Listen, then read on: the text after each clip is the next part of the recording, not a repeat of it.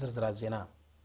هاجرام محبر دق نسيو إرترا معبالة دق نسيو إرترا أبز حلف ربع زمن بزبل تيماز ودبو أبكنتات دق نسيو استكورنا كلتا معلتات هاجراو سيمبوزيوم لو ما أماسيو تزازيمو نتصبصاب هابتون فرزقي غرمسكال غرزقيار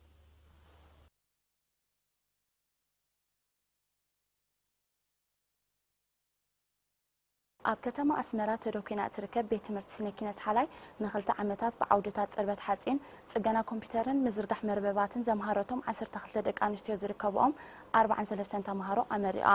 ኣብቲ ብ30 ሰነ ዝተኻየደ ስነ ስርዓት ዋና ዳይሬክተር ክፍሊ ቴክኒካዊ ሞያውን ትምህርትን ስልጠናን ኣቶ ተስፋይ ስዩም ኣብ ዝተፈላለየ ከባቢታት ሃገርና ተዶኪነን ዝርከባ ኣብያተ ትምህርቲ ስነኪነት ሕርሻን ንግድን ኣብ ምስናቕን ምምዕባልን ሞያዊ ዓቕምታት መንእስያት ዓብ ኣስተዋፅኦ ይገብራ ከም ዘለዋ ብምጥቃስ ቤት ትምህርቲ ስነኪነት ሓላይ ኣብ ውሱን ዓውድታት እኳ እንተኾነ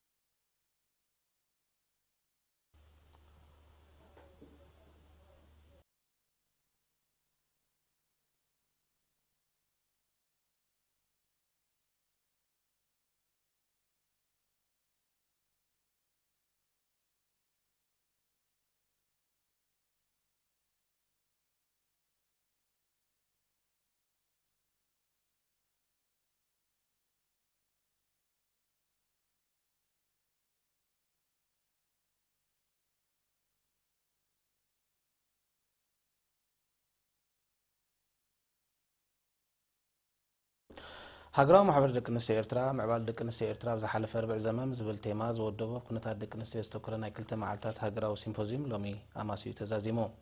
أبز بعسران تعتن 30 سنة استخايد سيمبوزيوم كنتات تستفنا دق نسيو مع التمرتن أبركتون أبتصلاتن أبتعنا قول نستي تخبي سعبينا زختل دحور لمدتات كمون أبركتون مدبات نوصل لقحن وهللا أبكو طباو هيود دق نسيو زبلو زركبهم 10 مصنع تورا تقريبا بزي كازن عزوز دساتفو دق نستيو أب حرشان زدفو بوليستا زقاتم بدوتاتن ترى دق نستيو محاسلو لاونتن مدبات هاجراو المعتن عدلاتن بدوتاتن بدق نستيو زونن تكالات كموم دق نستيو السلاسل زي سرع قطباون فتاتن زملكت زتتخايدو تساتفتو بوغنوم تنقطات مقراص تمرت دق نستيو بغبو تللين موغادو زياده صعر خكايد حبرسب مسعبينات مرعت حزعدمن مخنشابن اب دق نستيو بعمقت كم زردان مغبار زكايد غوسغاسات كدفالو اب تحت منوابرو زلوا دق نستيو منጭ قطبا اوتوت نخاو حساب زغبر طمه تخيل ازخاخيرم بزي كازن تكات ولدو باراينت مصلاون ناي متخا مسرح كحسبولون معرنتنن مسلاتنن ابزو حسو حقتاتن بوليساتن زلون افلطو زيادان مبرخ كصعر نغداي دق نستيو بزملكتا منغو استفلالي اكلات منغستن محبرن قلطف ناي حبريتا ملوات اليا خلو قصالنت افراينتن نخرغاغص اب سرحلو تكالات ناي موعل حصانات اغلبلت كم زهلو خغبر زبلون كالوتن ريتوتات قريبو أبتقاطع محكتاتن بوليسات منغس إرترا أدلو زوجدن معبال دق نستيو زسرحن مخانو خجلصن كلو دق نستيو نزب زغباء تردين معبالن قالسن كحيلا خم زغباء تجليزو أموداتان تفتات محبر حيال زعلمو وسانيتاتن لبواتاتن حليفهم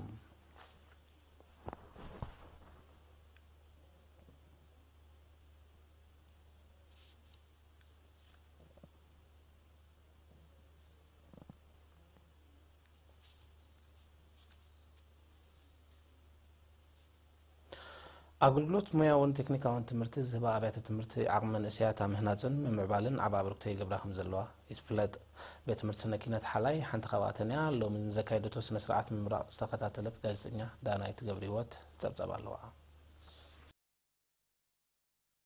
ኣብ ከተማ ኣስመራ ተዶኪና እትርከብ ቤት ትምህርቲ ስነኪነት ሓላይ ንኽልተ ዓመታት ብዓውድታት ፅርበት ሓፂን ጽገና ኮምፒተርን ምዝርጋሕ መርበባትን ዘምሃረቶም 12 ደቂ ኣንስትዮ ዝርከብኦም 43 ተምሃሮ ኣመሪኣ ኣብቲ ብ30 ሰነ ዝተኻየደ ስነ ስርዓት ዋና ዳይሬክተር ክፍሊ ቴክኒካዊ ሞያውን ትምህርትን ስልጠናን ኣቶ ተስፋይ ስዩም ኣብ ዝተፈላለየ ከባቢታት ሃገርና ተዶኪነን ዝርከባ ኣብያተ ትምህርቲ ስነኪነት ሕርሻን ንግድን ኣብ ምስናቕን ምምዕባልን ሞያዊ ዓቕምታት መንእስያት ዓብ ኣስተዋፅኦ ይገብራ ከም ዘለዋ ብምጥቃስ ቤት ትምህርቲ ስነኪነት ሓላይ ኣብ ውሱን ዓውድታት እኳ እንተኾነ ልዑል ክእለት ዘለዎም መንእስያት ተፍሪ ከም ዘላ ኣብሪሁ ዳይሬክተር ቤት ትምህርቲ ኣቶ ራጉኤል ተኽለ ድማ ፍልጠት ክእለትን ጥበብን ዝዓጠቑ ናይ ስራሕ ስነ ምግባር ዘለዎም ኣብ ህንፀት ሃገሮም ውፉእ ኢጃሞም ዘበርክቱን መንእስያት ንምህናፅ ኣብ 1996 ዝተመስረተት ቤት ትምህርቲ ስነኪነት ሓላይ ዛጊት ንዘሰላሰለቶ ንጥፈታት ድሕሪ ምዝርዛር ምሩቃት ኣብ ናይ ስራሕ ዓለም ብብቕዓት ሞያዊ ኣበርክቶኦም ከም ዝገብሩ ዘለዎ ጽኑዕ እምነት ገሊጹ نستفدرلهم عدلات بزقبا كم اتطقملو زحبره وكيل تمرقت بوغانو بزقسمو موياتات نهزبومن هاجرومن كغلغلو زلوم قربنت ارغاغيصو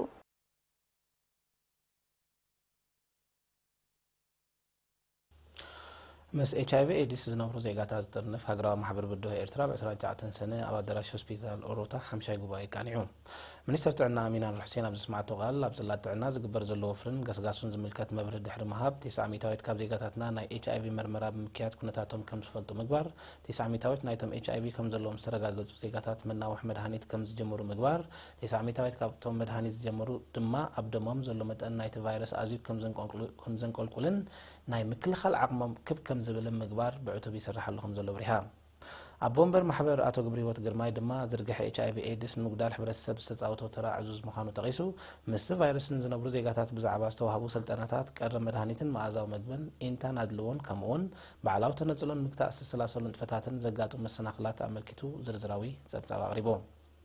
ጉባኤኛታት ኣብ ዝቐረበ ፀብጻብ ድሕሪ ምዝታይ ን3 ዓመት እተገልግል ሓዳስ ኣካያዲት ኣካል መሪፆም ኣብ 2002 ዝመስረተ ሃገራዊ ማሕበር ብድሆ ኤርትራ ሓደ ካብ ቀንዲ መሻርክቲ ሚኒስትሪ ጥዕና ኮይኑ ኣብ ቃልሲ ኣንጻር HIV AIDS ኣድማዕ ተራ ዝፃወት ዘሎ ማሕበር እዩ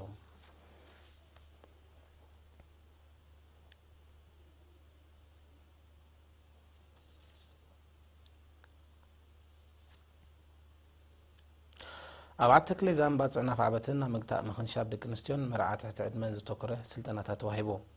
ኣብ ዓተክለ ዛን ማሕበርቲ ከባቢታት መርዓት ሃይማኖት ዓበይቲ ዓድን ሽማግለ መሰላት ቆልዑን ኣብ ሳዕቤናት ናይ ተሃሳይ ልምድታት ዝተኮረ መብርሂ በክኢላታት ሚኒስትሪን ሰብኣዊ ድሕነትን ተዋሂቡ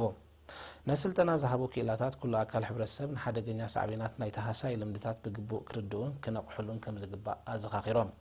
ሓላፍ ጨንፈር ሚኒስትሪ ሰብኣዊ ድሕነትን ዞባ ኣንሰብ ኣቶ ግርማይ በኩረት ዜና ብዝስምዑ ቃል ሰልጠንቲ ኣብ ዓዶም ምክታልን ጎስጓስን ከካይዱ መበገስ ፍልጠት ቀሲሞም ከም ዘለው ብምብራህ ኣበርክቶኦም ክዕዝዙ ፀዊዑ